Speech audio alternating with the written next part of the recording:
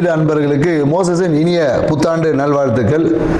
இந்த ஆங்கில புத்தாண்டு பார்த்தீங்கன்னா வியாழக்கிழமை ரோகிணி நட்சத்திரம் பிறக்குது. ஸோ இந்த புத்தாண்டு எப்படி இருக்கும் அப்படின்றத சும்மா ஒரு அனலைஸ் பண்ணுவோம். ஏன்னா இந்த புத்தாண்டு பார்த்தீங்கன்னா 1/1/2026 இது மொத்த கூட்டுத்தொகை பார்த்தீங்கன்னு வச்சுக்கிங்களேன் 3ஆம் நம்பர். ஸோ இந்த வருடத்தோடைய கூட்டுத்தொகை பார்த்தீங்கன்னு வச்சுக்கிங்களேன் 1ஆம் நம்பர் 10 சூரியனோட ஆதிக்கம். இந்த வருடம் வந்து சூரியனோட ஆதிக்கத்திலும் குருவோட தன்மையிலும் இருக்கு. ஏன்னா இந்த 2 கிரகமே பார்த்தீங்கன்னா மிகுந்த வலிமையான கிரகங்கள். ஒன்று ஆன்மீகத்தில் மிக உச்சமானது, இன்னொன்று பார்த்தீங்கன்னா அரசியலில் உச்சம். ஸோ அப்போ இந்த அரசியலுக்கும் ஆன்மீகத்துக்கும் ஒரு மிகப்பெரிய ஒரு போட்டி என்பது இருக்கும். அதே போல் என்னன்னாக்கா ஆன்மீக அரசியல் என்பதும் இந்த காலகட்டத்தில் மக்கள்கிட்ட வந்து கொஞ்சம் சிறப்பாக இருக்கும்னு சொல்ல முடியும்.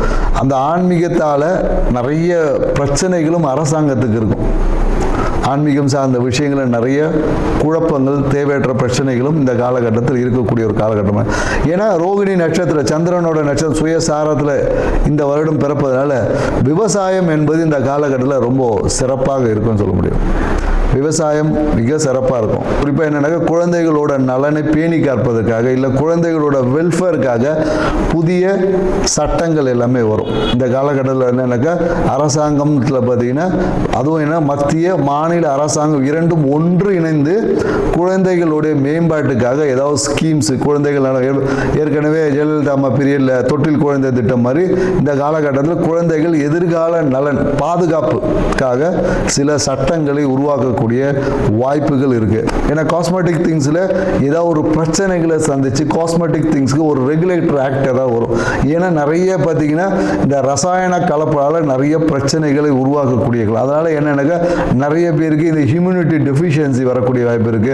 ரசாயன கலப்பால நிறைய பாடியில் பார்த்தீங்கன்னா விஷத்தன்மைகள் வந்து அதிகரிக்கக்கூடிய வாய்ப்பு. அதனால என்னன்னாக்கா இந்த காலகட்டத்தில் காஸ்மெட்டிக் திங்ஸ்ல கொஞ்சம் கவனம் தேவை. மருந்து சார்ந்த விஷயத்தில் அந்த ரசாயன கலப்புகள் அதிகமாக அந்த விஷத்தன்மை, அதாவது குறிப்பாக என்னன்னாக்கா அந்த ஹியூமினிட்டி சார்ந்த விஷயம் சொல்லுவாங்களா, ஊட்டச்சத்து மருந்துகள் இல்லை நமக்கு இம்யூனிட்டி அதிகமாக்கக்கூடிய விஷயங்களில் பார்த்தீங்கன்னா ஏதாவது ஒரு ரசாயன கலப்பால் சில பாதிப்புகள் எல்லாமே உருவாகும். அதனால் அதை ரெகுலேட்டர் பண்ணக்கூடிய சில விஷயங்கள் குறிப்பாக தமிழ்நாட்டில் கண்டிப்பாக இந்த மருந்து கட்டுப்பாட்டுக்காக ஒரு வாரியம் இல்லை அதுக்கான ஒரு சிறப்பு விஷயங்கள் அமைவதற்கான வாய்ப்பு இருக்குது. மேலும் பார்த்தீங்கன்னா இந்த காலகட்டத்தில் என்னன்னாக்கா ஏதாவது ஒரு ரயில் விபத்துக்கள் மாதத்தில் பார்த்தீங்கன்னா ஒரு ஏப்ரல் மே மாதத்தில் ஏதாவது ஒரு ரயில் விபத்துக்கள் சந்திக்கிற வாய்ப்பு இருக்குது.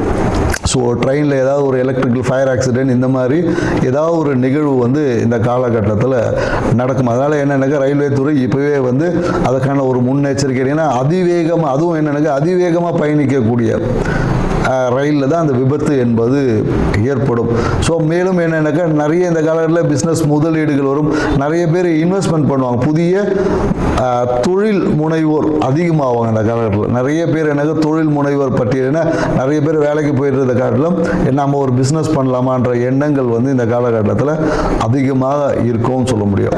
தங்கம் வந்து விலை வந்து குறையவே குறையாது, விலை வந்து ஏறிக்கிட்டே தான். ஏன்னா தங்கத்தின் விலை ஏறுமுகமாக தான் இருக்கும். ஸோ அது கிரகங்களை காட்டிலும் என்னன்னாக்கா அது வந்து கமாடிட்டிக்குள்ளே போனதில் தங்கம் விலை ஏற்றம் தான் இருக்கும். ஸோ அதனால் தங்கத்தின் மேலே மக்களுக்கு ஈர்ப்பும் அதிகமாக தான் இருக்கும்.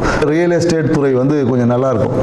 ரியல் எஸ்டேட் துறையில் வந்து மத்திய மாநில அரசுகளுமே அதில் இருக்கக்கூடிய அந்த ரெஸ்ட்ரிக்ஷன்ஸை வந்து கொஞ்சம் குறைத்து இந்த கட்டுமான துறை ரியல் எஸ்டேட் துறையில் வந்து ஒரு வளர்ச்சியான ஒரு பாதை என்பது இருக்கும். டெக்னாலஜி வளர வளர அதை அழிக்கக்கூடிய ஆற்றல், அதனால் பிரச்சனைகளை மக்கள் சந்திக்கக்கூடிய விஷயமும் இருக்கும்.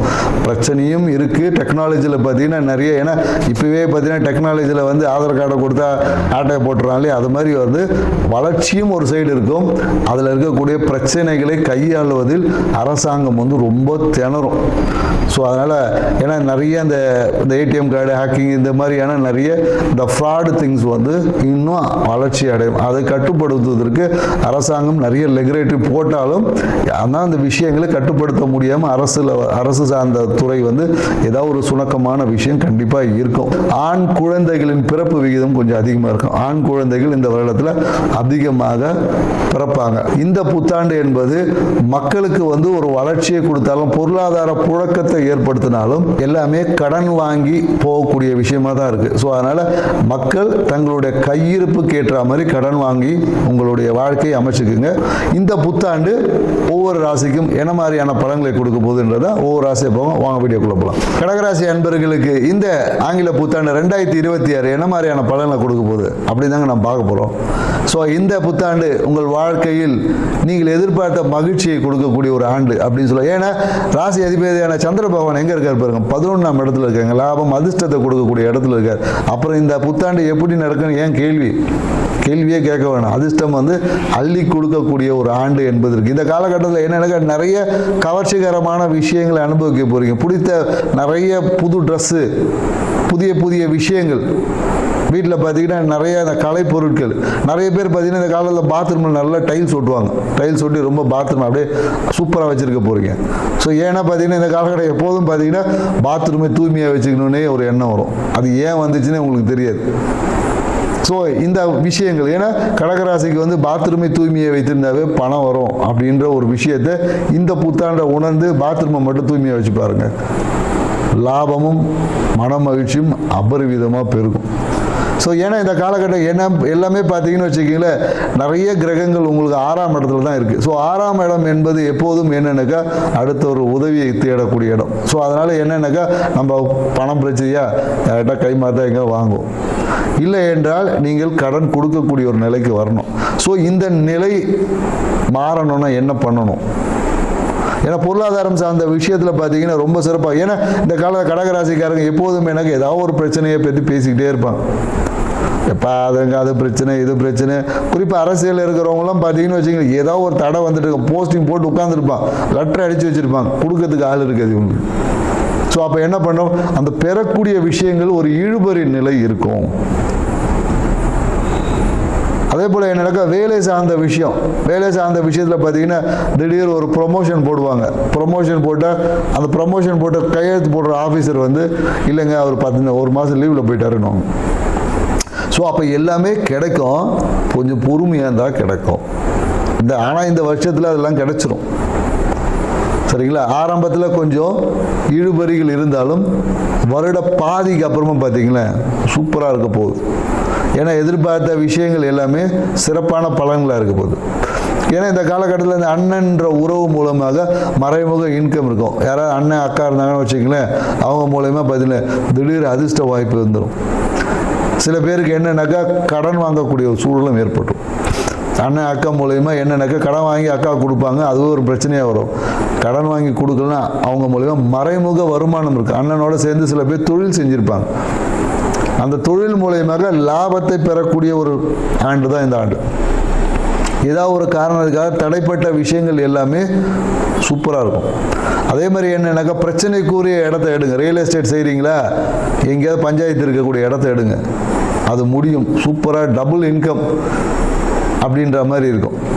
ஸோ அதுவும் நீங்கள் போய் எடுக்கக்கூடிய அந்த பிரச்சனைக்குரிய இடம் எப்படி இருக்கும்னு பார்த்தீங்கன்னா, ஏதாவது ஒரு விதவையோட இடமா இருக்கும், இல்லை என்றால் கணவனை இழந்த பெண்ணோட இடமா இருக்கும். ஸோ அந்த இடங்களில் நீங்கள் ரியல் எஸ்டேட் செய்யக்கூடிய நபராக இருந்தால் அந்த இடத்த வாங்கினீங்கன்னா அந்த இடம் பார்த்தீங்கன்னா ரேட்டு நீங்கள் வாங்கின உடனே டபுளாக மாறிடும். அந்த இடத்துல சிக்கல்கள் இருக்கணும். சிக்கல்கள் இருக்கக்கூடிய இடங்களை நீங்கள் ரியல் எஸ்டேட் துறையில் இருந்தீங்கன்னா கண்டிப்பாக ஜெயிக்க முடியும். அதே போல் படிக்கக்கூடிய மாணவர்களுக்கு பார்த்தீங்கன்னா இந்த காலகட்டத்தில் நிறைய பேர் என்னன்னாக்கா டாக்டராக படிக்கணும் அப்படின்ற ஒரு எண்ணம் இருக்கும். அதுக்காக நிறைய உழைக்க வேண்டியது இருக்கும். உங்கள் எண்ணம் நிறைவேறணும்னா கண்டிப்பாக இருக்கும். நீட்லலாம் நீங்கள் நல்ல மார்க் வாங்க போகிறீங்க. ஸோ ஆனால் அதுக்கு நீங்கள் போய் அந்த கோச்சிங் சென்டர் சேருவதில் கொஞ்சம் இழுபறி இருக்கும். கோச்சிங் சென்டர் போக முடியாது, தடை வந்துக்கிட்டே இருக்கும். இதுக்கு எல்லாமே மன வருத்தப்படக்கூடாது. உங்களால் ஏதாவது உடல் உபாதைகள் எல்லாம் சளி தொந்தரவு, இந்த மாதிரி தூக்கமின்மை, ஏதாவது ஒரு சின்ன டிஸ்டர்பன்ஸ் வரும். ஆனால் உங்கள்கிட்ட படிக்கக்கூடிய ஆற்றல் இருக்குதுன்றதை மறந்துடாதீங்க. நீங்கள் டியூஷன் போய் தான் படிக்கணும்னு அவசியம் இல்லை. நீங்கள் எங்கே இருந்தாலும் படிச்சிருவீங்க. ஸோ அதனால் நீங்கள் போக முடியலேன்னு கவலைப்படாதீங்க. நம்ம எங்கே இருந்தாலும் படிக்க முடியும் அப்படின்ற ஒரு எண்ணம் இருக்கும் போது அப்போ நீங்கள் எங்கே இருந்தாலும் ஜெயிக்க முடியும். ஸோ அதனால் இந்த காலகட்டம் அது மாதிரியான சிறிய தடைகள் வந்து சேரும். நிறைய பேர் என்னக்கா இந்த காலகட்டத்தில் இன்ஜினியரிங் படிப்பாங்க. இன்ஜினியரிங் படித்து தொழிற்கல்வியை நான் படிக்க போகிறேன் அப்படின்னு சொல்லி தொழிற்கல்வியை தேர்வு செய்யக்கூடிய நிறைய நபர்கள் கடகராசிக்காரர்கள் இருப்பாங்க. சில பேர் மட்டும்தான் மருத்துவத்துக்கு முயற்சி செய்வாங்க. மருத்துவத்துக்கு முயற்சி செய்கிறவங்க உறுதியாக நீட்டில் நல்ல மார்க் வாங்கக்கூடிய, தொழிற்கல்வி செய்கிறவங்களுக்கும் நல்ல ஒரு எதிர்காலம் இருக்குது. தொழிற்கல்வியெலாம் சேர்றவங்களாம் பார்த்தீங்கன்னா சேர்ந்தவொடனே கேம்பஸில் பாஸ் ஆகிடுவாங்க கடகராசிக்காரங்க. ஸோ இந்த மாதிரியான ஒரு வாய்ப்புகள் இருக்குது. எப்போதும் மனம் என்பது என்னன்னு, ஏதாவது ஒரு பிரச்சனை போட்டு அப்படியே பபுள்கா மாதிரி அப்படியே சுவைத்து கொண்டே இருக்கும்.